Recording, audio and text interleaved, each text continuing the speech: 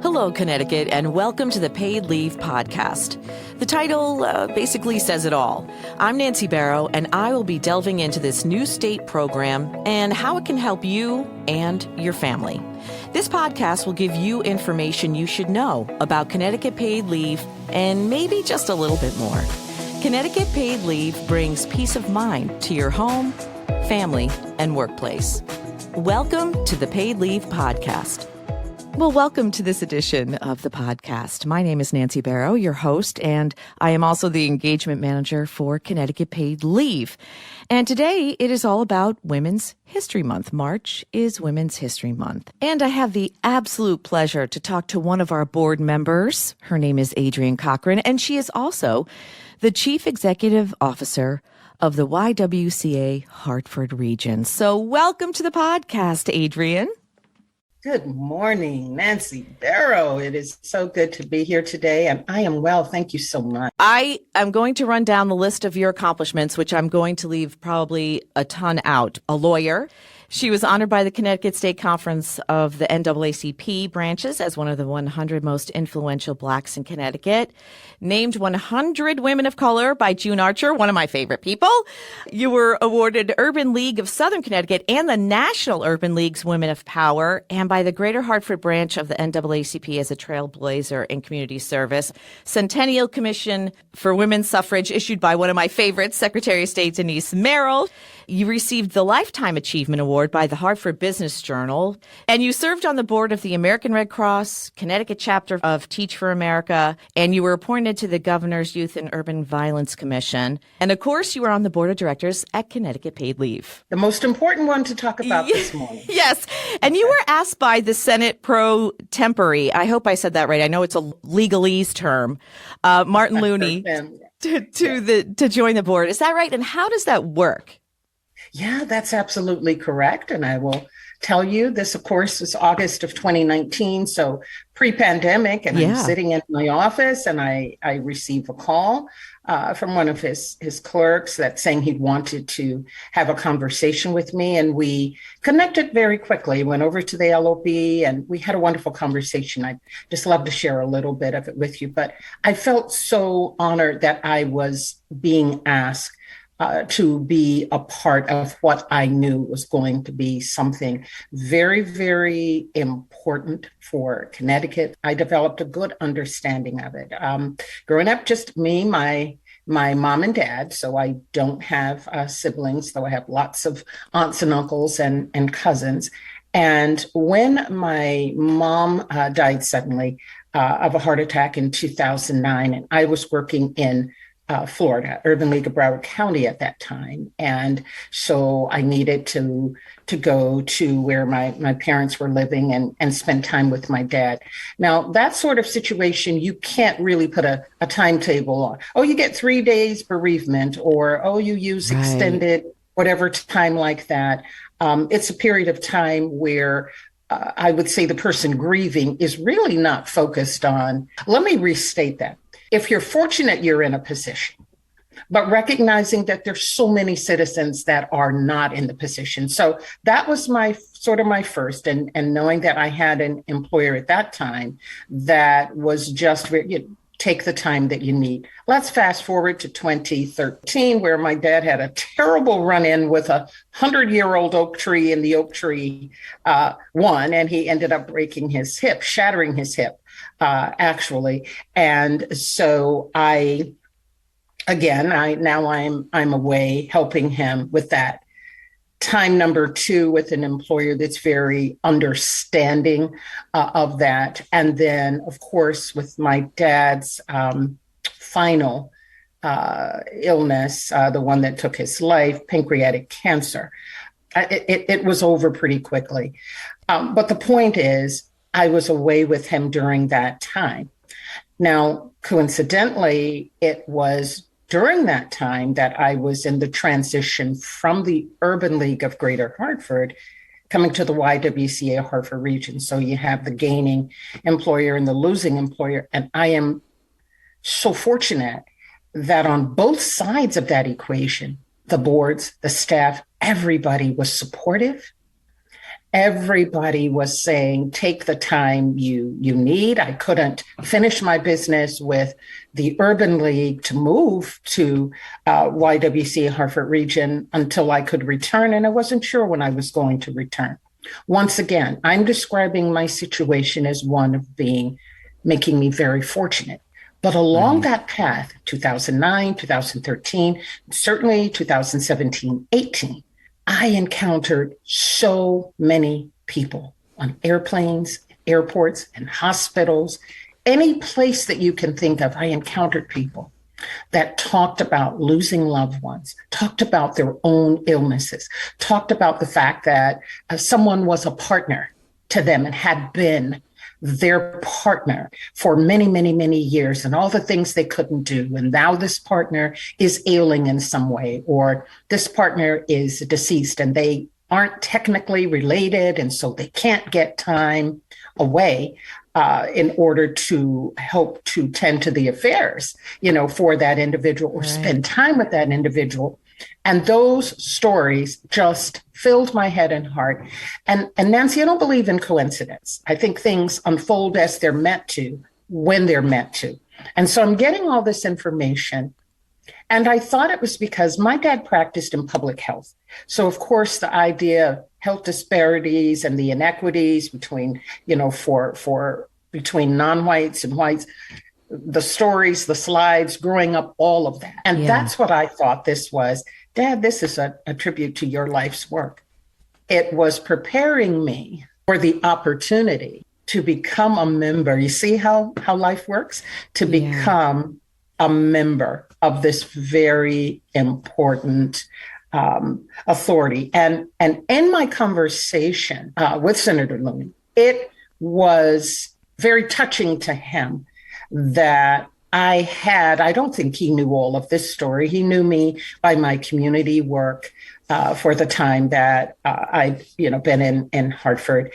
But he wouldn't have known the story that I just shared with you to know how deeply and how much attention and how that directed the way that I dealt with staff when they had similar situations. I wasn't holding them to, you have a day. Well, no, you can't do this because technically it was, how could we work this out? And how could we figure out a way that we could still make these people whole financially, because they may not be able to pay their obligations otherwise. So it's all sort of intertwined in what I've just shared with you, and how and when I came to know that, yes, this is a good place for me. And yes, I can have a voice to speak for those who perhaps could not be here to speak for themselves. In what way do you feel you can make a difference being on the board and having that voice? I just felt that this was an important extension of my community work. I felt that, first of all, it was a tremendous honor. And I know that I was getting an opportunity to be a part of something that was so important. It had taken 5 years, to get to this point. And I'll have to tell you, as an expansion of that, to when Josh Cabal asked me to be a member of the search committee for what eventually netted us, the very wonderful Andrea Barton-Reeves, I was further excited and honored. It's all about how do you help create spaces for people and opportunities for people. What are the programs at the YWCA that you feel that are working for the people, the women of Connecticut? Every single one of them. Every single one, Single one of them. From our YWLC Leadership Corps, 13 to 18-year-old girls throughout the Hartford region, YWCW, our career program in Manchester and Capital Community Colleges, our early learning centers located in 4 different locations, including the one in Hartford, our Soramoney Commons, our apartment complex that is literally adjacent, a doorway away from our administrative offices, and the work that we're doing there to help our contribution to helping to ease the burden of homelessness, and by offering, transitional housing or permanent supportive housing, and then the apartments that are in the building, virtually everything we're doing, our community advocacy programs, our community matters, our live lunch and learn. One great source of extreme pride is the work that we in the collective, because it's not about me. I'm not an alter ego with a title or a position. I don't believe it's me. I believe it's my team. You sound so much like Andrea Barton Reeves. The two of you are friends, and it doesn't surprise me that you are friends, because you're very equally yoked, I guess I would call you both. Because thank you. That's a real compliment. Well, you're both really powerful women. You're both lawyers, and you both give accolades to your team. And I think that that's a good leader. When we got to know each other last summer, you as a leader, you made me want to go help you and work with you. You are really engaging, and you're very passionate about what you do at the YWCA. And I think that's very contagious. And you can tell by the quality of people that work for you. You have like you said, you have an amazing team. I have an absolutely amazing team, and it's nothing happens without them. And I will tell you, one of the things my parents used to say to me is, don't believe your own press. Simply meaning, people will say, oh, you got this award and you're the greatest today. And then you don't ride the highs too high, or the lows too low, because that the only constant, right? There's going to be change. And so I get centered in, first of all, at this point in my life and career, and it's been that way for me, my goodness, for well over 20 years, I won't do work. I won't accept a position that I don't have absolute passion for. And I won't stay in a position if I know that I cannot bring anything additional to the table than what I've already brought. And that's just something I live with and I live by. But I've been fortunate at all of the urban leagues, certainly at the YW, to be able to have an amazing team of people. Otherwise, this work could not happen. If the 100 or so women and men who continue to keep our early learning centers open, right? Yeah. If they didn't put themselves and their own families, so let's be honest about it, they did, at some level of risk to keep those doors open once it was safe to do so. If those women and men who kept Growing Tree in Hartford open, it remained open at the request of Commissioner Beth Bai in OEC. Will you open so that the people of the medical personnel from St. Francis will have a place nearby to house their children, where they can feel that their children are safe and cared for? Yeah. Let's talk about the deep, rich history of the YWCA in Hartford. In existence since 1867, am I right about that? Yeah, about 155 years, if my math is close to correct. And she's looking beautiful at that age. The third oldest affiliate, is that correct? I would say that's correct. Yep. Yeah. And the Y itself nationally is one of the oldest and largest multicultural organizations that obviously promote solutions for the lives of women and girls. Yes. The pandemic had an immediate effect on women's employment. They were the most affected by the pandemic and losing their jobs. And are you finding that more women need those services? I think we find that certainly more women, and let's be, really specific about this, because the YWCA Hartford Region, of course, serves all women, girls, and families, but our emphasis is on women and girls of color. And so we all know that there was a mom session in terms of mothers having to leave the workforce because guess what? I don't have a place for my kids right now. We know that there was a she session and women who either didn't make it into the workforce at all before the pandemic hit, or those that had to leave for various reasons. So we absolutely saw an opportunity.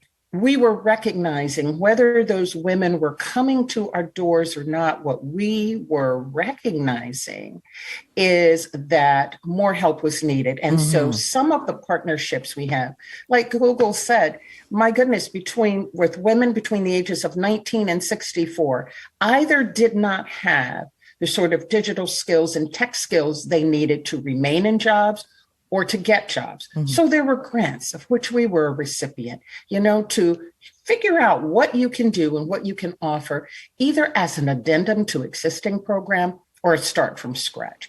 And we know that, unfortunately, any time, any pandemic, any crisis, anything that hits, there's always going to be a disproportionate impact on Black and brown women. Yeah. And so that did not change, to be perfectly honest with you, of how we need to do things differently. We have, emergency shelter for 18 women, 29 apartments in supportive housing, and then 19. I like affordable housing more than what people used to call Section 8. Yeah. So those apartments and all are still there, and I don't think we experience much vacancy. Well, Connecticut is an expensive state, and everything is more expensive. I mean, apartments, heating oil, everything is more expensive right now. Electricity. Yes. So this falls on you. How do you fundraise? How do you get money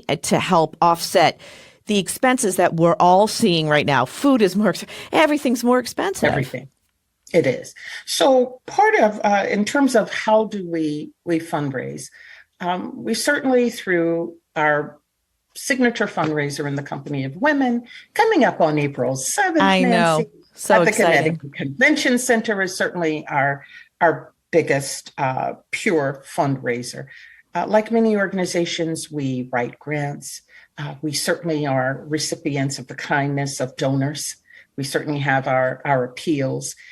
We have a very loyal board and past board members who continue to support and understand our programs. We have a couple that designate to specific programs. I want to support career women. I want to support the leadership corps. I want to support advocacy. So we certainly make sure that our marketing is top-notch, that we are communicating effectively to the public, not just existing supporters and donors and funders, but also those that we hope to attract, so that they understand what we do and how we do. And I will tell you, we have had people do some amazing things during this period. We respect their desire to remain anonymous, I'm sure for a number of reasons, but we had one very highly placed individual in our community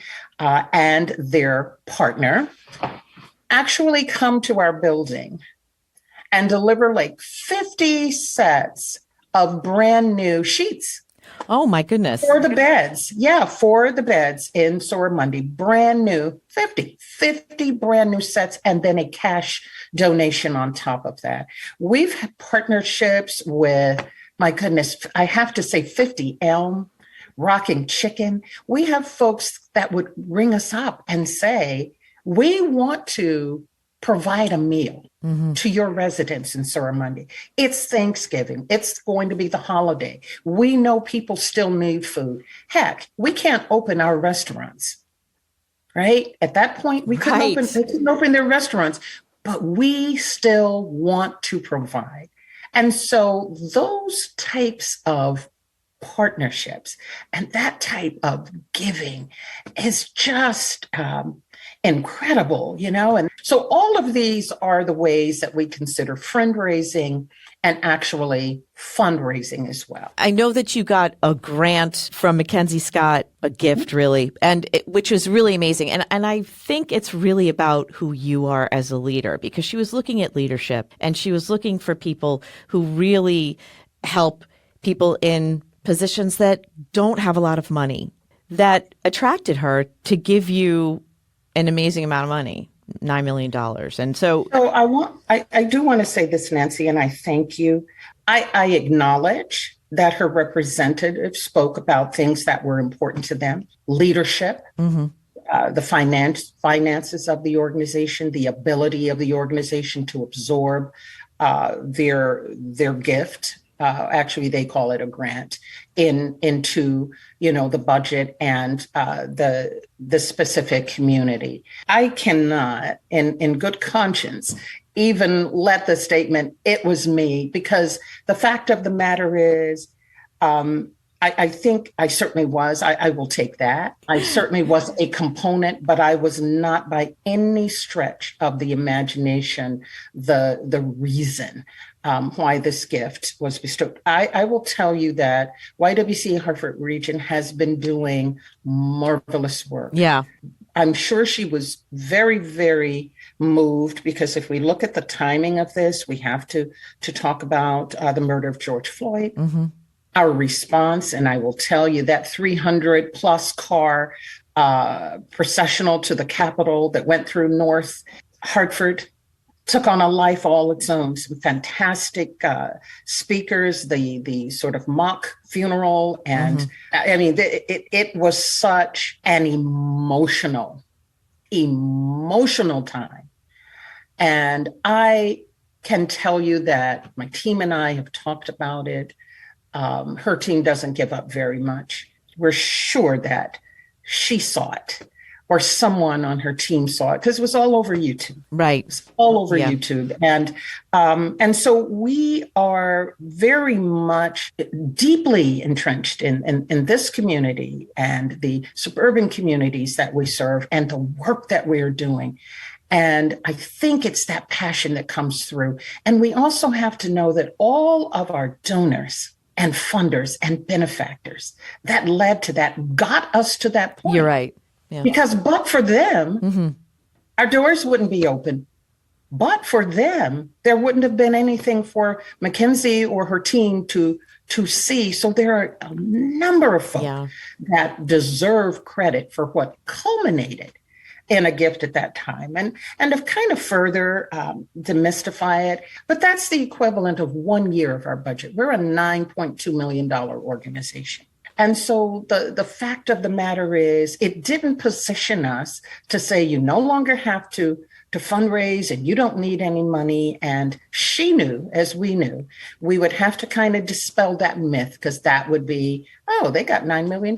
They don't need it. We actually needed it. I can tell you that it certainly did not hurt. We have, as we prepare for where we're going next with all of the things that we're doing, that's going to give us a wonderful opportunity to create how we help to make it possible for women and their families to go to school, to go to work, to do the things that they need to do so that they can stabilize themselves and become self-sufficient. And prosper. At the end of the day, that's the goal. I was reading an article about you in the Hartford Business Journal, and you said you had experienced gender inequality. And an example that you gave was that you were the only female at a business leaders roundtable. Why was there only one woman at a business leaders roundtable? Will there be more? Will there be more? This was not obviously the last 2 years, we haven't had any in person, so it certainly precedes that period considerably. I certainly have been in that situation where folks were trying to, we're diverse. We believe in diversity. And, they used to talk in terms of like a double million. You've got a Black woman. So you've got the two. Oh, yeah, we want you to come and be a part of this. And I remember that experience as being one where I was listening to things like, really? Because, so much of it, and I know we would like to say things are different. I will say they're changing. But we still live in a very much male-dominated culture. Oh, don't we? That's just what it is. A woman walking sort of independently into certain situations and standing up, particularly 10 years or so ago, in certain situations, is viewed very differently. A man walking into that same situation. And so that's all a part of an education process, I think, for all of us, how we support and empower each other. What does Women's History Month mean to you? It's certainly an opportunity. There's so many sheroes in every community, in every building, in every neighborhood. There's so many.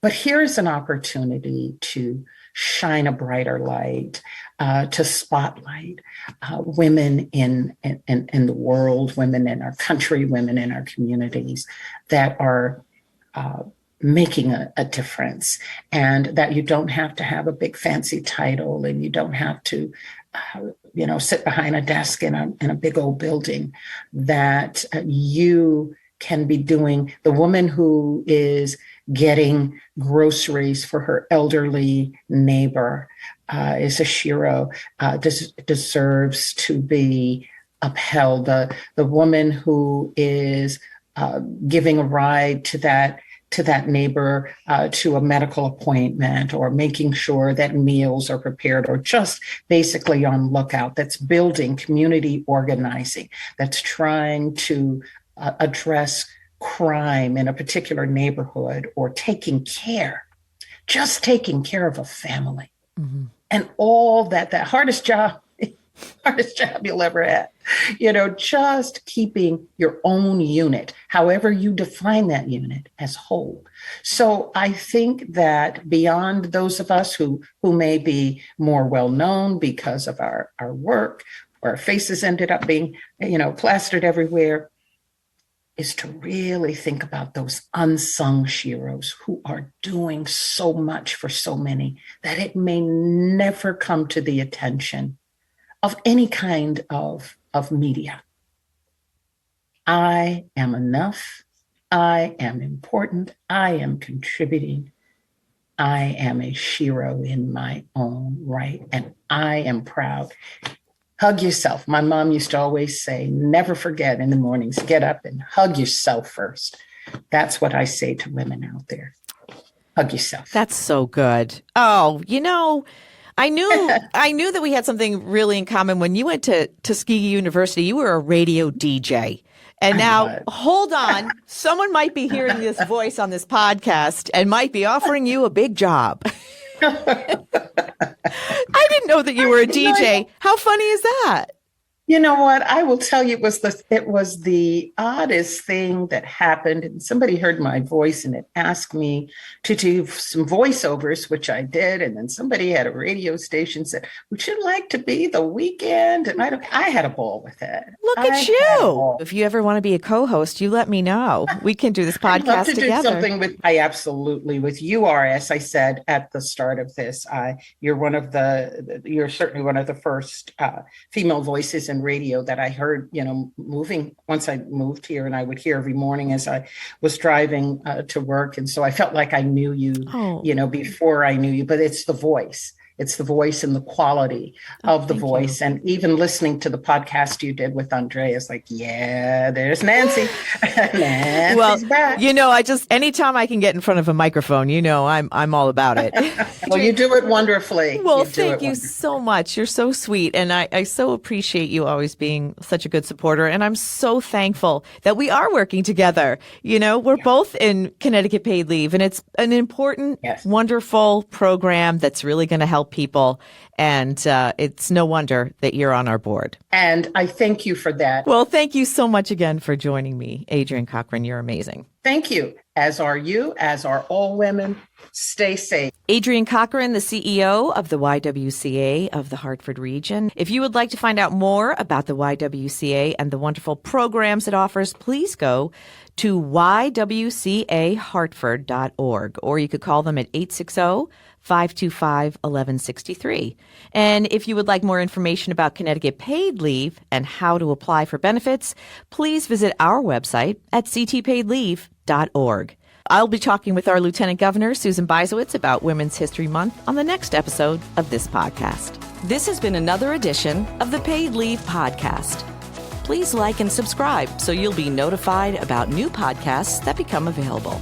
Connecticut Paid Leave is a public act with a personal purpose.